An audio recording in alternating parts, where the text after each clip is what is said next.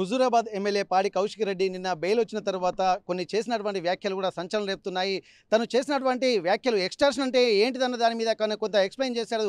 దానికి సంబంధించి వరంగల్‌లో ఉన్నటువంటి స్థానిక ఎమ్మెల్యేలు అలాగే మంత్రుల మీద కొన్ని వ్యాఖ్యలు చేసినటువంటి నేపథ్యంలో ఇక్కడ స్థానికంగా ఉన్నటువంటి వర్ధన్నపేట నియోజకవర్గ కాంగ్రెస్ నాయకులు కూడా ఇక్కడ తీవ్రంగా మండిపడుతున్నారు.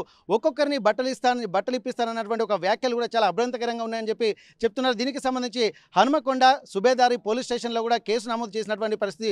వాళ్ళు ఏ ఆలోచనలతోటి కేసు నమోదు చేశారు, ఎస్సీ ఎస్టీ అట్రాసిటీ కింద కూడా కేసు నమోదు చేసినట్టు తెలుస్తుంది. ప్రస్తుతానికి వర్ధన్నపేట కాంగ్రెస్ నాయకులు మనతో ఉన్నారు. ఇక్కడ వాళ్ళ ఆలోచన విధానం ఎట్లా ఉంది, నిన్న కౌశిక్ రెడ్డి చేసిన వ్యాఖ్యల మీద ఎట్లా స్పందిస్తారు మనం అనుకుందాం ఒకసారి. నిన్న కౌశిక్ రెడ్డి గారు స్పందిస్తుంటూ ఒక్కొక్కరి మీద, నాగరాజు గారి మీద అలాగే కడియం శ్రీహరి గారి మీద ఒక్కొక్కరి మీద ఎక్స్టార్షన్ అంటే ఏంటిదన్న దాని మీద తను క్లియర్గా ఎక్స్ప్లెయిన్ చేసినటువంటి పరిస్థితి. నేను చేసింది కాదు, వీళ్ళు చేసేది ఎక్స్టార్షన్ అని చెప్పి ఒక ఎగ్జాంపుల్ అని చెప్తున్నటువంటి పరిస్థితి. దీన్ని ఎట్లా చూస్తున్నారు, అసలు ఏ యాంగిల్లో అతను ఈ వ్యాఖ్యలు చేశాడు అనుకోవచ్చు? అసలు ఎవడండి కౌశిక్ రెడ్డి అనేటోడు ఎవడు? ఒక ఆఫ్టర్ ఆల్ ఒక చిల్లరగాడు. టీఆర్ఎస్ పార్టీ మొత్తంలో చిల్లరగాడు ఎవడని ఉన్నాడని చెప్పేసి మేము ఫోన్లలో సెర్చ్ చేస్తే కూడా కౌశిక్ రెడ్డి అని చూపిస్తుంది. ఇక మేము ఏమంటాం దీన్ని? ఆయన ఏం చేస్తున్నాడు? నిన్న ఇష్టం ఉన్నట్టు దళిత మంత్రుల మీద, దళిత ఎమ్మెల్యేల మీద చేసిండు. ఇది అస్సలే మంచి పద్ధతి కాదు.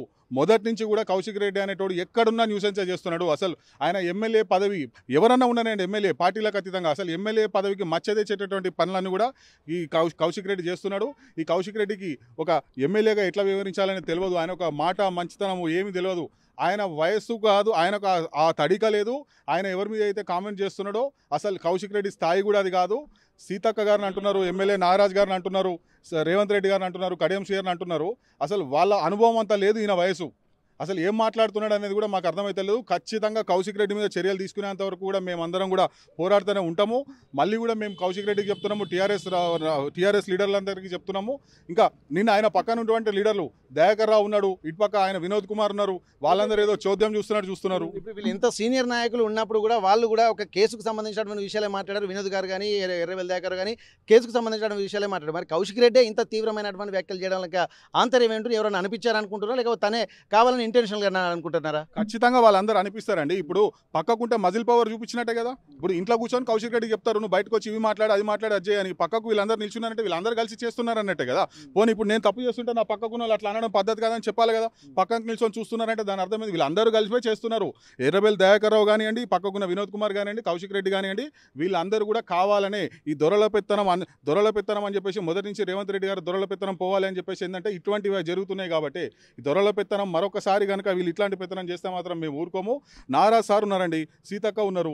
సీతక్క గతంలో ఎన్నో ఉద్యమాలు చేసిండ్రు. ఆమె మొదటి నుంచి ప్రజా జీవితమే గడుపుతున్నారు. ఆమె టీఆర్ఎస్ ప్రభుత్వంలో కూడా ఆమె ఎమ్మెల్యేగా ఉన్నప్పుడైతేనేంది, లేనప్పుడైతేనేంది ఆమె ఎన్నో సేవలు చేసిన అక్కడ ములుగులో కానీ కాన్స్టిట్యున్సీలో ఎవరు అడిగినా చెప్తారు. అది మేము కొత్త చెప్పేది కాదు. నారాజ్ సార్ ఉన్నారు. నారాజ్ సార్ గతంలో ఎంత ఆయన జీవితం అంతా కూడా ప్రజల కోసమే అంకితం చేసిండ్రు. గతంలో ఒక ఉన్నత పోలీస్ అధికారిగా ఉన్నారు. ఇప్పుడు మళ్ళీ ప్రజాక్షేత్రంలో ఉన్నారు ఆయన. ఇటువంటి వాళ్ళ మీద ఆయన చేస్తే అసలు వీళ్ళతో కంపేర్ చేస్తే హూ ఈజ్ కౌశిక్ రెడ్డి అండి? అసలు కౌశిక్ రెడ్డి అనేటోడు ఎవడు? ఎవరికైనా తెలుసా? నువ్వు కాంగ్రెస్లో ఉన్నావు, మళ్ళీ వాళ్ళది ఏం దొక్కినావో తెలియదు. పోయినావు, అక్కడ పోయినావు. నువ్వు ఇక్కడ ఉన్నప్పుడు అట్లనే ఉన్నావు, అక్కడ పోయినప్పుడు కూడా అట్లనే ఉన్నావు. ఇక ఏం చేస్తామండి మనం ఇట్లాంటి పరిస్థితులలో? ఓకే, రంజిరెడ్డి గారు మీరు చెప్పండి. ఇప్పటివరకు ఇక్కడ కౌశిక్ రెడ్డి చేస్తున్నటువంటి వ్యాఖ్యలు నాకు ఎవిడెన్స్ ఉన్నాయి, పక్క ఆధారాలు ఉన్నాయని చెప్పి కూడా స్పెసిఫిక్గా మెన్షన్ చేసినటువంటి పరిస్థితి. దానికి సంబంధించి నిజంగా ఉన్నాయనుకుంటారా, లేకపోతే ఏమన్నా ఇక్కడ గాలిలో చీకట్లో బాణాలు వేసాడు అనుకుంటారా? కౌశిక్ రెడ్డి గారు అతను ఎమ్మెల్యే అని మర్చిపోయి స్థాయి దిగజారి మాట్లాడుతున్నారు. ఆ స్థాయి గుర్తు చేయడానికి వాళ్ళ కాన్స్టిట్యున్సీ ప్రజలే వాళ్ళకి స్థాయి చూపిస్తారు. ఆధారాలు ఏముంటాయండి? ఆధారాలు ఉంటే తీసుకురమ్మనండి. మేము బహిరంగ చర్చకు ఆహ్వానిస్తున్నాం ఆయనని. ఆయన ఇంటికి మమ్మల్ని రమ్మంటాడా, మా దగ్గరికి ఆయన వస్తాడో చెప్పండి. ఆయన దగ్గర ఏం ఆధారాలు రమ్మనండి.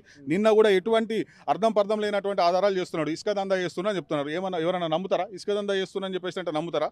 ఇంకోరెవరో కాంట్రాక్టర్ దగ్గర చేస్తున్నా అంటారు. ఇంకోదేవో ఆరోపణలు చేస్తున్నాడు. ఇవన్నీ కూడా ఒక బేస్లెస్ ఆరోపణలు అన్ని చేసి ఏదో నువ్వు జైలుకు పోయేటోనివి. ఆయన ఏమైందంటే నిన్నంతా కూడా ఆయన ఒక సైకిక్ దాంట్లోకి వెళ్ళిపోయిందండి. నిన్న ఆయన బెయిల్ వస్తుంది అనుకోలేదు. సరే బెయిల్ వచ్చింది. బెయిల్ వచ్చేసరికి ఆయన ఏదో ఒకటి మాట్లాడాలి కదా అని చెప్పేసి, ఏదో పబ్లిక్లో ఉండాలి కదా అని చెప్పేసి అడ్డమైనటువంటి వ్యాఖ్యలన్నీ కూడా చేస్తున్నాడు. ఇది ఎప్పటికీ కూడా కౌశిక్ రెడ్డికి మంచిది కాదు. ఓకే, మీరు పోలీస్ స్టేషన్కు ర్యాలీగా వెళ్ళారు. పోలీస్ స్టేషన్లో ఏ కేసుల కింద తన మీద కేసు ఫైల్ చేశారు? మేము ముఖ్యంగా కౌశిక్ రెడ్డి గారిని మీద మేము చర్యలు తీసుకోమని చెప్పేసి సిఆర్ని కోరడం జరిగిందండి. మేము ముఖ్యంగా కూడా తెలంగాణ రాష్ట్ర ముఖ్యమంత్రి వర్యులు కాంగ్రెస్ పార్టీ చెందినటువంటి వ్యక్తుల దగ్గర మరియు కాంట్రాక్టర్లను ఏదో బ్లాక్మెయిల్ చేస్తున్నారని చెప్పేసి, పర్సెంటేజ్ తీసుకుంటారని చెప్పేసి ఆయన చేస్తున్నాడు. ఇవన్నీ కూడా బేస్లెస్ ఎలిగేషన్సే. మిగిలిన ఎమ్మెల్యేల మీద కూడా ఇష్టం ఉన్నట్టు చేసినాడు. వీటన్నిటితో పాటు దళిత సామాజిక వర్గానికి వీళ్ళకు వ్యతిరేకంగా బట్టలు ఇప్పిస్తా అది అని చెప్పేసి ఆయన మాట్లాడడం జరిగిందండి. అసలు ఈ బట్టలు ఇప్పించుడేంది, పక్కకున్నోళ్ళు ఏం చేస్తున్నారు అంటే, నువ్వు ఒక దొరవైనంత మాత్రాన దళిత సామాజిక వర్గాన్ని నువ్వు బట్టలు ఇప్పిస్తాం మేము అది అని అంటే మేము వీళ్ళందరూ పడతారా అండి? మేము కూడా వేరే సమాజానికి చెందినటువంటి వాళ్ళమే అయినా కూడా మేమందరం కుల మతాలకు అతీతంగా కూడా మేమందరం కూడా అందరం ఏకమే. ఇటువంటి వ్యాఖ్యలు ఎవరైనా కూడా సమానమే, ఈ రాష్ట్రంలో కానీ దేశంలో కానీ ఎవరైనా కూడా సమానమే. అటువంటివి ఈయన ఒక ఉన్నత పదవిలో ఉన్నటువంటి అధికారుల మీద, ప్రజాప్రతినిధుల మీద మేము బట్టలు ఇప్పిస్తే అది అని చెప్పేసి చేసిండండి.